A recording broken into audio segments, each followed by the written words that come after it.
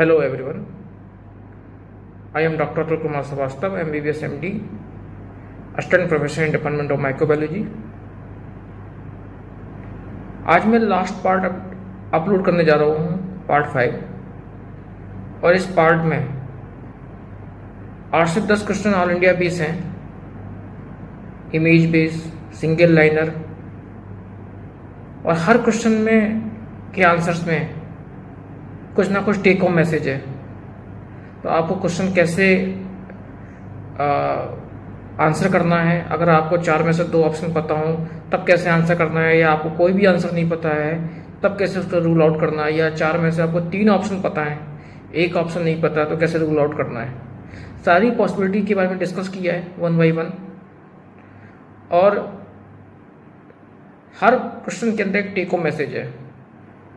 तो अगर आपको आज की वीडियो का कंटेंट पसंद आता है तो आप चैनल को लाइक कीजिए, सब्सक्राइब कीजिए, इंस्टाग्राम पर फॉलो कीजिए। Thank you very much, see you again. Start करते हैं फिर सारे क्वेश्चन 1 बाई 1। हर एक क्वेश्चन में कुछ ना कुछ टेक होम मैसेज है। Question number 1, all the following scientist receive the Nobel prize except Louis Pasteur, Robert Koch, Ronald Ross, Charles Robert. तो ये पहला क्वेश्चन उस टाइप का है कि आपको 3 ऑप्शन पता है, चौथा ऑप्शन नहीं पता है। आपको लगेगा कि Louis Pasteur father of microbiology, definitely इसको नोबेल प्राइज मिला होगा। Robert Koch father of modern microbiology and bacteriology, इसको भी नोबेल प्राइज मिला है for the discovery of tubercle bacillus. Sir Ronald Ross, इनको भी नोबेल प्राइज मिला है for the discovery of transmission of malaria. 4th option पता नहीं है, 4th ऑप्शन होगा। इसी क्वेश्चन की बात मैं पार्ट 4 में कर रहा था कि आपको हर क्वेश्चन के बारे में अच्छे से पता होना चाहिए। ऐसा नहीं है कि आपको 3 ऑप्शन पता है और चौथा ऑप्शन आपने टिक कर दिया। आपके अकॉर्डिंग आंसर डी होगा, लेकिन आंसर है ए, लुई पास्चर। ये बात ठीक है कि Louis Pasteur is known as father of microbiology. Louis Pasteur का डेवलपमेंट ऑफ माइक्रोबायोलॉजी में और ग्रोथ में बहुत बड़ा इंपॉर्टेंट रोल है। Pasteurisation, fermentation, theory of spontaneous generation को डिसअप्रूव करना, 3 टाइप की वैक्सीन, कार, C for cholera, A for anthrax, R for rabies vaccine की डिस्कवरी करना, सारा क्रेडिट जाता है लुई पास्चर को। पर लुई पास्चर को अपने लाइफ टाइम में कभी भी नोबेल प्राइज रिसीव नहीं हुआ। Very very important point for all India PG, NET PG and coming DNB exam. Then other answers, जो आंसर आपको पता नहीं था। चार्ल्स रॉबर्ट एक फ्रेंच फिजियोलॉजिस्ट थे और उनको नोबेल प्राइज मिला था for the work of anaphylaxis. Clear. Other option, Robert Koch got the Nobel prize for the discovery of tubercle bacillus, और sir Ross transmission of malaria. So take home message from question number 1, father of microbiology Louis Pasteur, father of modern microbiology Robert Koch, father of bacteriology Robert Koch. Louis Pasteur को कभी भी Nobel prize नहीं मिला था, even he is father of microbiology. Then question number 2, who is known as founder of mycology. अब option A Louis Pasteur, option B Robert Koch, option C Joseph Lister, option D Heinrich Anton de Bary. अब आपको इस question में 3 option पता है, चौथा option नहीं पता आपको पता है Louis Pasteur father of microbiology, Robert Kock bacteriology and modern microbiology, Joseph Lister is the father of modern surgery and antiseptic surgery. तो ऑप्शन डी होना चाहिए और आप बिल्कुल ठीक हो, ऑप्शन डी ही है, हेनरिच एंटन द बेरी। ये एक modern mycology, founder of modern mycology हैं, क्योंकि उन्होंने बहुत सारा काम एल्गी फंगस पर किया था। और हायर प्लांट्स पर किया था। सबसे इंपॉर्टेंट बात, अगर कभी क्वेश्चन बहुत टफ आता है तो आइडेंटिफाई द इमेज, तो आपको आइडेंटिफाई करनी है इमेज और उनका कंट्रीब्यूशन याद रखना है। अब इस क्वेश्चन की एक इंपॉर्टेंट बात और है, बहुत सारे साइंटिस्ट हैं और बहुत सारी इमेज हैं, आप सबकी इमेज ना रट सकते हो ना याद कर सकते हो। तो टेक होम मैसेज ये है कि जितना जो कॉमन चीज़ें हैं आप उनको याद कीजिए। और एक लाइन किसी ने बहुत सही कही हुई है कि अगर आप रेयर चीज़ याद करोगे, रेयर चीज़ पढ़ोगे तो रेयरली ऑल इंडिया पीजी में सेलेक्ट होगे। और अगर आप कॉमन चीज़ पढ़ोगे तो मोस्ट कॉमनली जैसे सारे लोग सेलेक्ट होते हैं, सारे लोग से मतलब जो पढ़ने वाले स्टूडेंट हैं, तो आप भी सिलेक्ट हो जाओगे। तो ये इस क्वेश्चन का बहुत इंपॉर्टेंट टेक होम मैसेज है। And father of antiseptic surgery Joseph Lister. Question number 3, who is known as father of modern parasitology? Answer 1 Louis Pasteur, answer B Kitasato, answer C Emil von Behring, answer D Redi. अब ये एक नया तरह का question है, अभी तक आपको 3 ऑप्शन पता थे, एक नहीं पता था, तब भी आपने क्वेश्चन नंबर 1 गलत कर दिया था, क्वेश्चन नंबर 2 सही कर दिया था। लेकिन क्वेश्चन नंबर 3 में आपको एक ऑप्शन पता है, 3 ऑप्शन नहीं पता है most commonly. Louis Pasteur father of microbiology. तो किटासाटो, एमिल वान बेरिंग, रेड्डी कौन थे, एक एक करके डिस्कस करते हैं। Answer is D, Francisco Reddy, father of modern parasitology. कैसे आपको याद रखना है, उसका एक अच्छा सा निमोनिक है FRAP. F R means Francesco Redi, F means Fasciola hepatica, A means Ascaris, P means parasitology. तो he is father of parasitology. E means experimental biology, he is father of या फाउंडर ऑफ एक्सपेरिमेंटल बायोलॉजी। ठीक है, तो इस mnemonic से आप सारे answer दे सकते हो। FRAP, F means Redi, Francesco Redi, F again means Fasciola hepatica, A means Ascaris, P means parasitology, E means experimental biology. Clear. Important fact about Redi, Italian scientist था, ठीक बात है। He is founder of experimental biology. क्यों कहते हैं इनको father of experimental biology?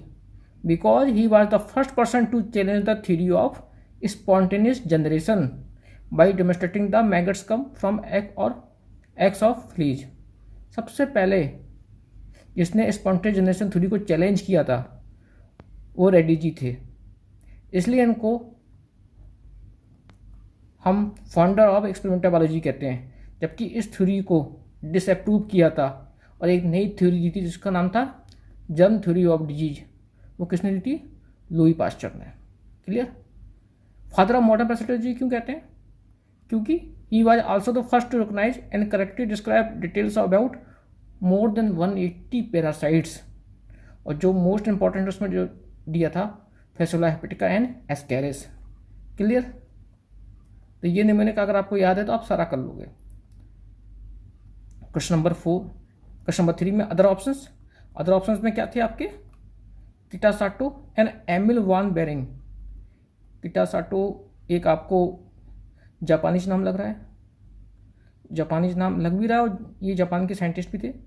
तो किटासाटो और एमिल वान ने 1890 में बर्लिन में एक साथ काम किया था और इन दोनों ने अनाउंस किया था डिस्कवरी ऑफ डिप्थीरिया एंटीटॉक्सिन। लेकिन चांस की बात है कि वान बेरिंग को अवार्ड मिला था नोबेल प्राइज का फर्स्ट काम के लिए, लेकिन किटासाटो को नहीं मिला था। मतलब जिसकी किस्मत में जो है उसको वही मिलेगा। काम दोनों ने एक साथ किया था, दोनों ने थ्योरी भी सबमिट साथ में की थी, लेकिन केवल नोबेल प्राइज जो मिला था वान बेरिंग को मिला था इन 1901। ठीक है, ये किटासाटो की इमेज है। तभी बहुत टफ क्वेश्चन होता था, आइडेंटिफाई द इमेज। ठीक है, then Emil von Behring, identify the image and their contribution. तो एक कंट्रीब्यूशन तो आपको याद हो गया, डिप्थीरिया एंटीटॉक्सिन, जिसके लिए उनको नोबेल प्राइज मिला था। Identify the person, question number 4, very very important. आप देख लो अच्छे से, और जैसे साइंटिस्ट कितना इंपॉर्टेंट है ये। जॉर्ज फर्नैंड विडाल, जो हम आज विडाल टेस्ट करते हैं for the identification of typhoid fever, उसकी डिस्कवरी इन्होंने ही की थी, इसलिए इनके ऑनर पर ही इस टेस्ट का नाम विडाल रखा गया था, identify the person. Clear? Then identify the scientist, fill in the blanks, use liquid such as urine और मीट ब्रॉथ। तो आपको ये फोटोग्राफ अच्छे से याद होनी चाहिए, कलर फोटोग्राफ। सपोज करो आपको ये फोटोग्राफ याद नहीं है, फिर भी आपको बताया था L square, L for Louis Pasteur और L for liquid culture media. तो ये साइंटिस्ट कौन है? Louis Pasteur. ठीक है। Then next question, identify the scientist. In 1881 used boiled potato as a culture media। Suppose करो आपको ये फोटो याद नहीं आ रही है, फिर आप कैसे करेक्ट करोगे? तो पोटैटो मतलब सॉलिड, और सबसे पहले सॉलिड कल्चर मीडिया की जो डिस्कवरी करी थी वो किसने करी थी? वो रॉबर्ट कॉक ने करी थी। Liquid, L square, solid, Robert Kock, आपको बताया था। तो अगर आपको फोटो नहीं भी याद है, इमेज नहीं भी याद है, फिर भी आप इस क्वेश्चन को क्रैक कर सकते हो। ठीक है, इसलिए ये क्वेश्चन रखे गए हैं। और जो सबसे पहले करता है उसी को लोग याद रखते हैं। तो सबसे पहले जो सॉलिड कल्चर मीडिया का यूज किया था वो किसने किया था? Robert Kock. Next question, who introduced vaccination method for prevention of small pox. पहला आंसर लुई पास्चर, दूसरा एडवर्ड जेनर, तीसरा रॉबर्ट कॉक, चौथा जोसेफ लिस्टर। तो डी से स्टार्ट करते हैं। जोसेफ लिस्टर के बारे में आपको पता है, father antiseptic surgery, father of modern surgery. सबसे पहले लिस्टर ने एक केमिकल यूज किया था जिसको कार्बोलिक एसिड कहते हैं, और आज इसको क्या कहते हैं? Phenol. Clear? Robert Koch father of modern microbiology, father of bacteriology, और KOCH में ही सारा कुछ है। ठीक है। देन एडवर्ड जेनर और लुई पास्चर। कन्फ्यूजन यहाँ पर होता है क्योंकि जो वैक्सीनेशन मेथड है for prevention of small pox वो एडवर्ड जेनर ने दिया था। एक माइल्ड फॉर्म होता है स्मॉल पॉक्स का, काउ पॉक्स, उसको इंजेक्ट किया था। लेकिन जो टर्म वैक्सीन है वो किसने दिया था? लुई पास्चर ने।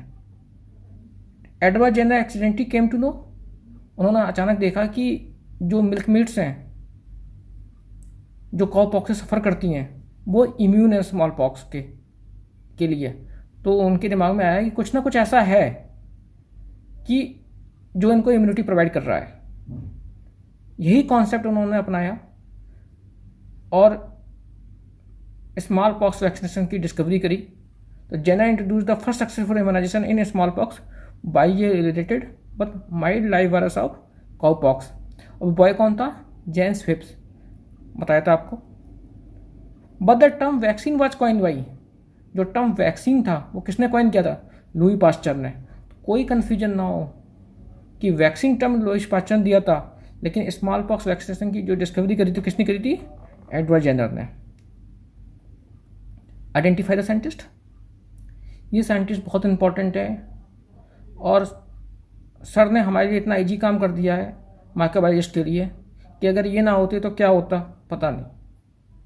तो आप समझ गए होंगे कौन है ये? समझ में आया आपको? सर क्रिश्चियन ग्राम। इन्होंने इतना सिंपल कर दिया लाइफ क्योंकि ग्राम स्टेन की वजह से ही यू कैन ईजिली आइडेंटिफाई कि other the bacteria gram positive और gram negative.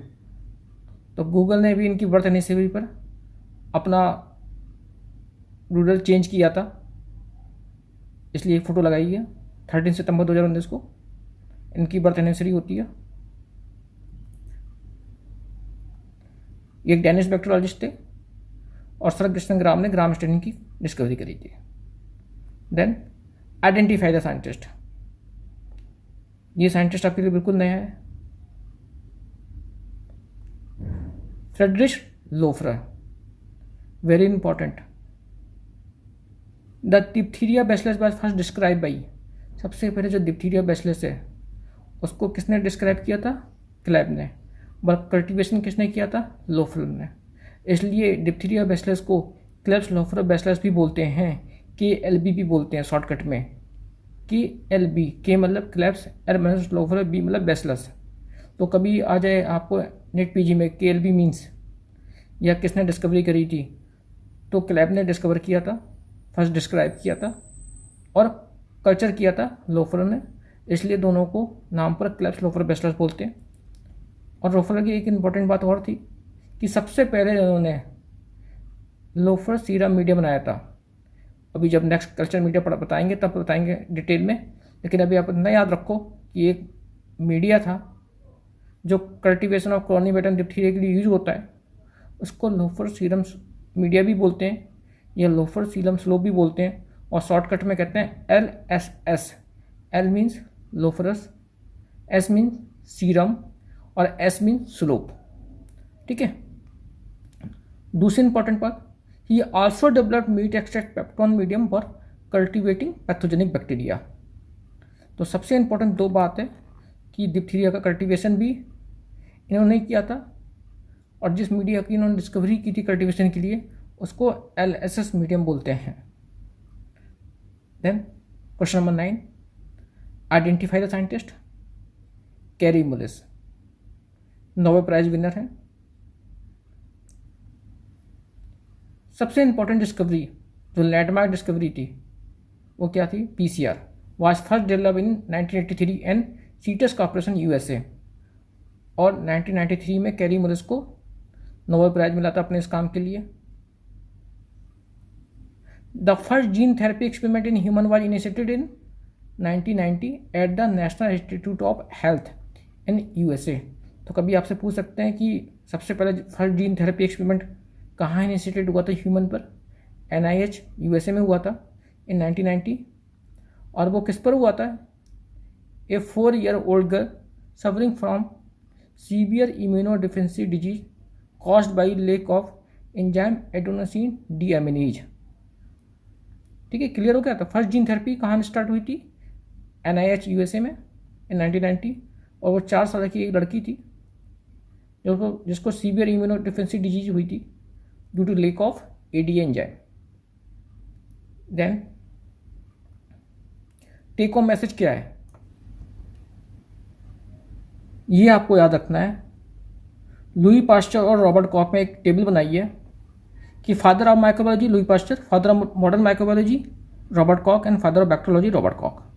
Culture media L², liquid culture media discover by Louis Pasteur, solid culture media discover by Robert Koch, और सबसे पहले जो इन्होंने इंट्रोड्यूस किया था अगर वो रॉबर्ट कॉक ने किया था।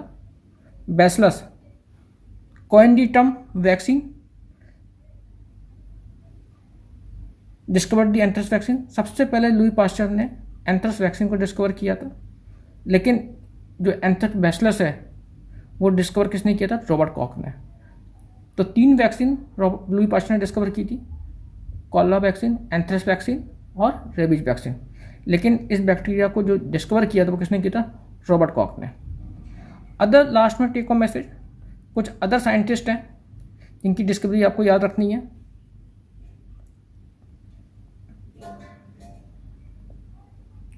लेप्राबैसिलस की डिस्कवरी हैंसन ने करी थी, गोनोकोकस की नेसर ने की थी, तभी नाइजीरिया गोंदरी बोलते हैं। डिप्थीरिया की अभी आपको याद कराया क्लेब्स एंड लोफर ने की थी। न्यूमोकोकस की फ्रैंकल ने की थी। डिप्थीरिया टॉक्सिन खोज रॉक्स एंड यर्सन ने की थी, और टेटनस बैसिलस की डिस्कवरी किटा साटो ने की थी। तो ये कुछ इंपॉर्टेंट साइंटिस्ट हैं जिनके बारे में आपको पता होना चाहिए। और एट लास्ट इंस्टाग्राम पर फॉलो कीजिए, चैनल को सब्सक्राइब कीजिए, और अपने सजेशन कमेंट बॉक्स में दे सकते हैं आप। Thank you very much, see you again.